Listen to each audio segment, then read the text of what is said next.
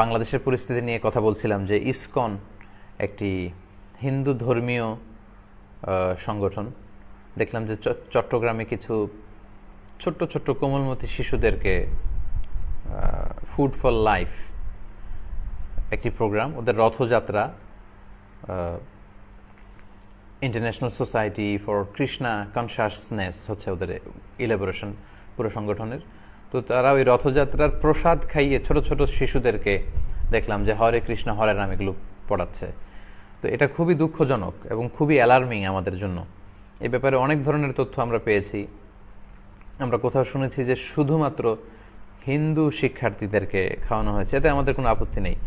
কিন্তু আমরা ছবিতে এবং কিছু ভিডিওতে দেখেছি মুসলিম শিক্ষার্থীদের মধ্যেও এই প্রসাদ বিতরণ করা হয়েছে, যেহেতু তাদের কল্পিত দেবদেবীর নাম বলে এই প্রসাদগুলোকে ডেডিকেট করা হয় এবং হরে কৃষ্ণ হরে রাম বলে